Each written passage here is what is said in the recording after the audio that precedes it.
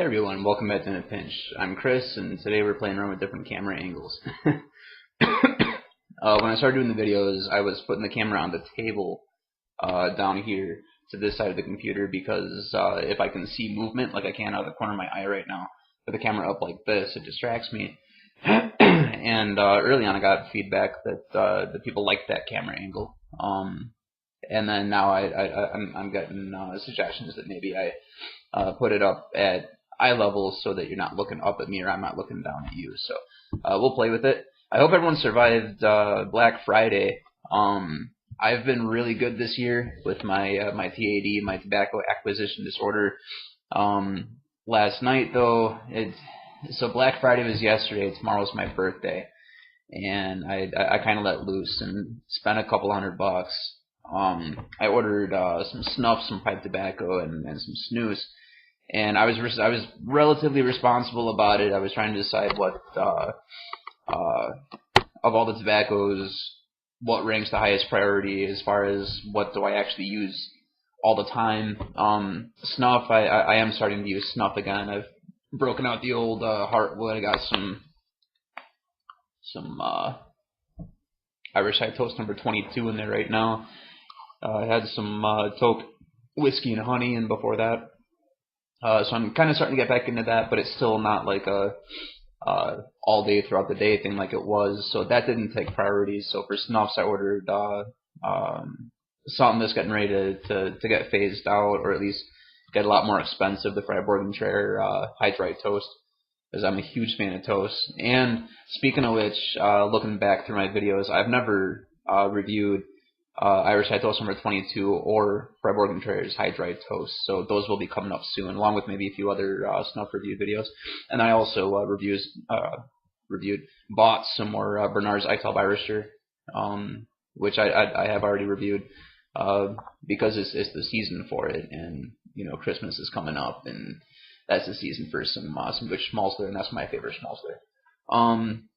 I ordered some pipe tobacco, but I went super responsible on that too. The Mac Baron's HH Vintage Syrian is getting towards the end of its lot, so I wanted to get a couple pins of that, one to smoke and one to cellar, and I plan on reviewing that. And then I ordered a few more ounces of the Cornell & Deal Billy Bud, which I reviewed with Uncle Squinty, which I don't think I'll ever throw in a PNC order and not order at least some Billy Bud. I love that stuff. I could smoke it all day long. Snus though, I went all out on. And I pulled up my shopping list here. Some of this I ordered because I wanted to review it. Some of this I ordered because people requested reviews of it. And some of this I ordered because I've had it and loved it in the past. The one I ordered the most of I've never had, and I'm going entirely on gut instinct. I'm going to love it, which has worked out for me before.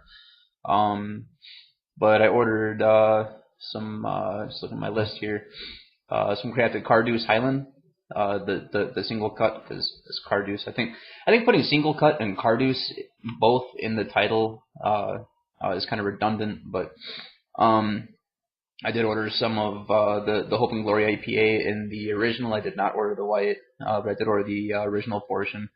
Some Nick and Johnny Crushed Ice to be co-reviewed. Announcement for that coming up soon. I went ahead and I know I said I wouldn't do this, but I'm going to be super careful with it and only use it in the mornings like I used to. But I did order some more Odin's Extreme Loose, so I'll be reviewing that too. I ordered some Mustang Loose, so I want to compare that with the original, do a review of that. The Eton Loose, the Rhoda Lockett Loose, which is my old school favorite, and I ordered 2 logs of the Islay Whiskey Loose. Totally on a gut feeling. So if I don't like it, man, I'm probably going to be kind of upset. But the upside is there'll be a bunch of it up for trade, and I know enough people like it. I'm sure I can trade it somewhere. But I think I'm going to like it too. So anyways, hope you guys fared all right. Tobacco acquisition disorder is real. It is a disease. Anyways, so I've been coming back through my requests, and I did the video talking about what is snus versus dip, and kind of went into the chemistry and how that affects the flavor. That was one request. 2 requests that I had were to do a portions versus loose, or the pros and cons of each, and to do a video about hand baking, because I hand bake. I don't use a portioning tool. I decided to do both of those in one video, and that's what you're watching right now. You should already know that because you clicked on the title. So in the world of snus, you have loose like this general, and you have portions like this delicious Lundgrens, which will be the next snus reviewed sometime later today, to go up either tonight or tomorrow, if everything works out well. So I guess I just kind of made a list over the last couple of days, whatever popped to mind, pros and cons for both portions and loose, and I have the list below me on the screen here. So if you see me looking down, I am consulting a list. So we'll start with portions. Wait, turn it the right way. Portions. Pros for portions. There are more options. There has to be, someone has to have a final count, but it's got to be in the thousands between brands, flavors, sizes, nicotine strengths. You have original portions, white white dry portions. Now you have the perforated portions, which I hope is something that catches on. You have nicotine strengths from the low end of original, like down to the 6 and 7%, up into now you're approaching. There was, Chad just reviewed another of the hyper strongs. It was another Thunder product that was like 42 milligrams per portion, and I forget what it was per gram. I totally should have checked that out before starting this video, but up to way more than a person should reasonably work their tolerance up to, in my opinion. Sizes everywhere from really big, large and extra large portions down to minis. You have the slims. You have the slim originals, which are skinnier but still hold the same amount of tobacco. And then within each product line, portions, you get a lot more flavors involved there. Another pro to portions, they're clean and discreet. They're easy. I can have a tin in my pocket, walking through the store, pop it in my pocket, pull one out, and pop one in, work with my tongue, and it's there. No one around you will even notice if that's something that you're concerned with. If you have to keep up appearances at work, it's obviously much cleaner and easier and more discreet to keep a portion in your mouth than it might be for you for loose. I work in a factory setting, so that's not such an issue for me, but that is an issue for a lot of people, and so that can be a pro. It's easier to gauge intake. I've noticed with portions, if I go through a can, I know exactly how many times I have taken a snooze throughout the day, and if you're trying to be conscious of where your nicotine tolerance is, which I do, because I've made the mistake before with the extreme snoozes and with vaping and even with snuff, when I got hooked on that TPS Madras and burnt myself out on snuff for a few months, I know the dangers of working your nicotine tolerance up too high and burning yourself out on it. So I use nicotine all day long, but I try to gauge it and keep myself within a certain level and kind of keep myself in check if it's starting to rise. One thing I like about portions versus loose is if the flavor starts to die, and people kind of go back and forth in their opinions whether you should actually be doing this or not, but you can work the portion out and nibble on it a little bit and stick it back in, and you'll suddenly get another release of flavor. At the same time, you can take it out of one side, flip it around, and stick it back on the other side with your tongue, sometimes to release more nicotine, or put the tobacco spread out on a new surface area to get more nicotine. And that could be totally in my head, but it's something that I do that I seem to just get more out of it doing it that way. Cons for portions. There's a delayed release of flavor. That one I don't think is in my head. I've heard other people mention that before too. With portions, I feel like I'm waiting longer than I generally would be for the flavor to release versus a loose. The flavors don't seem to last as long, and I have a theory on that, which I'll go into when I start going through the pros and cons loose list. The portion material can sting your cheek. Now there is a guy I'm going to completely mispronounce his name, so I'm going to print the name at the bottom of the screen right here. Bengt Weibert, who has invented a portion material that does not sting. He calls it sting-free snus. The patent is pending, and that's something you should be seeing popping up as another portion option, as if there weren't enough options in portions already. If you're someone who's sensitive to stinging from the portions, which I will notice when I'm using more and more portion snus, I start getting what people use dip call gator lip up top, which can eventually, for some people, start causing gum recession and whatnot. So that's something that's being worked on. I'll put a link below. There's a Facebook page for Sting Free Snus. If any of you guys are members of Snus Nation, you already know this guy, you know this product. He's all over Snus Nation, a very active member. And Stiff Upper Lip, Andreas, did an interview with him September 3rd and posted on his page. And I'll put a link to that in the description below as well. The biggest con to me for portions, and you guys know how I am about numbers, you just get so much less snus for your dollar. Gram for gram, you're paying more money for less snus. So that's the portions. Pros and cons. Loose.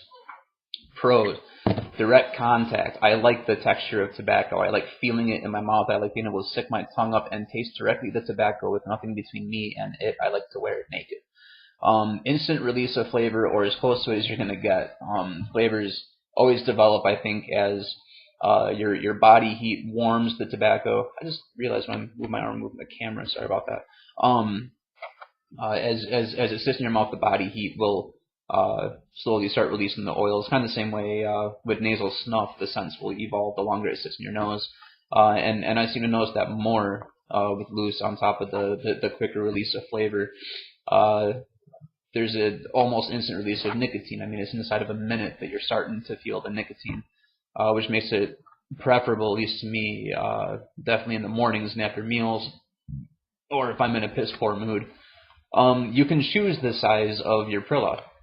So you can bake little tiny Prillas if you want, or you can bake big old golf balls if you want. I was watching, after I made the order, I watched Stiff Upper Lip's review of the Islay Loose, and he baked a ball Prilla like that big, and somehow managed to make it look discreet in his mouth. It totally worked. I don't bake them quite that big, but you know, so you can choose the size of snus you're gonna have in your mouth, and change that throughout the day. The flavor seems to last longer. Now here we loop back to what I was saying about the flavors not lasting as long in portions. Discussions came up the other day on Snus Nation, and I'm certain have come up before, and I know have come up between me and friends before, about the differences between the tobacco you find in a portion versus the loose. And the snus that came up in question was, at time, would the tobacco found in the portion be the same as the loose, i.e., if I were to cut the tobacco out of the portion, would I basically have a ton loose? And the answer is no. They taste different. They taste radically different.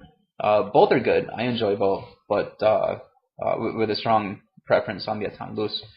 But I don't think anybody outside of the industry has a direct answer for it. I know that at least with the original portions, more propylene glycol is added to wet it. Now propylene glycol has naturally sweet flavors, so if you had a tobacco-centric, smoky, for example, snus like Etan, and you artificially sweetened it by adding more humectant, the polypropylene glycol, from the point of view of a cook, for example, you would want to add other flavorings in to try to bring it back to what it tasted like in the first place, which just isn't possible. And then sometimes I think in that process so much is lost that additional artificial flavorings are added to kind of create an entirely different snus altogether. So with loose, it hasn't been tampered with. You're getting exactly what it was supposed to be in the first place, and as a result, it lasts longer. There is a con to that, which I'll get to in a minute. Another pro for loose, it is cost efficient. When you're paying for 18 to 24 grams in portions, you're paying for 42 to 50 grams in loose, oftentimes the same price, and honestly a lot of times a little bit cheaper, just because loose doesn't sell as much, so they mark it up a little bit to try to make up the difference in cost.